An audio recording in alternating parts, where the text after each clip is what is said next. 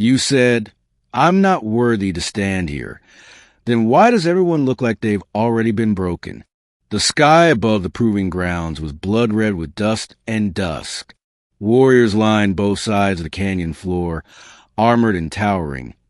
Each one a veteran of the Scourge Wars.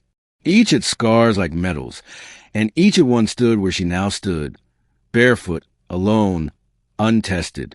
Rell kept her back straight, though every inch of her body trembled beneath her worn tunic. You, growled the commander of blades, his voice deep enough to rattle bone. Think yourself worthy to stand here? I stand here, don't I? She said, swallowing the quake in her throat. The surrounding warriors laughed, mocking, hollow. The commander stepped forward, his boots thudding into dry earth. He towered over her, skin like iron, eyes like frozen stone. You haven't bled. You haven't killed.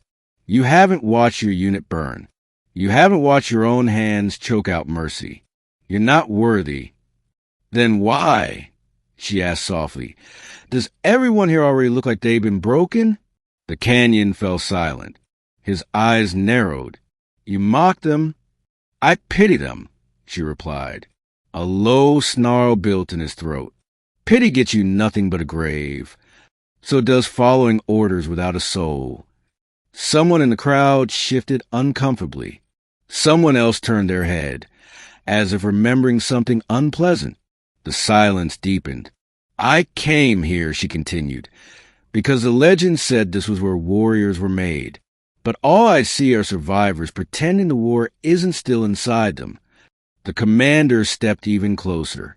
His breath was heat and smoke. You have a tongue sharpened like a blade, but words don't cut flesh. I'm not here to speak, she said, and dropped to one knee. A gasp fluttered from the ranks. She reached into the dust and drew a blade, a simple iron dagger buried there, as tradition demanded, the trial blade, the one used to prove blood. I'm here to fight, she said, even if it's only myself. With one swift motion, she dragged the blade across her palm. Red bloomed across her hand. Blood hit the earth. No one laughed now. The commander watched her for a long moment, then nodded once. Very well. Choose your opponent. She rose, bleeding hand clenched, eyes sweeping the crowd. She pointed not to the weakest, nor to the most aged, but to the one in the back, a hulking figure with a single eye and jagged scars across his chest plate, a monster among monsters. The slaughterer, someone whispered. Rell pointed at him. You. He chuckled, rising. You want to die fast. I respect that. He stepped into the ring. She gripped her blade tighter. You won't touch me, he said. She said nothing. He lunged. She rolled beneath his swing, slashing at his thigh. Armor stopped her blade, but he stumbled. Fast, he muttered, but weak. They circled. He swung wide. She ducked, slicing again, this time catching the gap in his gauntlet. Blood welled. A roar burst from his mouth. You little. He charged.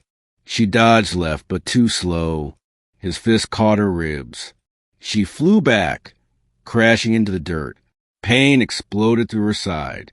He approached, grinning, blood dripping from his wrist. You're nothing but fire with no fuel.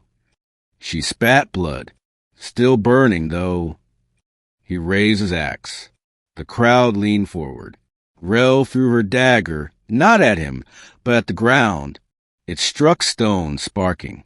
Her other hand struck flint she'd hidden in her belt. Spark, dust, wind, a flash. The burst of light blinded him. She sprang forward, grabbing the haft of his axe and wrenching it sideways. He staggered. Then she drove her knee into his face. He dropped. Silence. Heavy. Awed.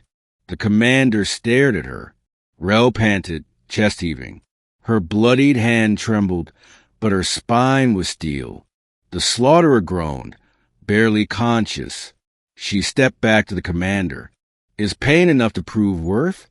Or should I keep bleeding? You still question everything, he said.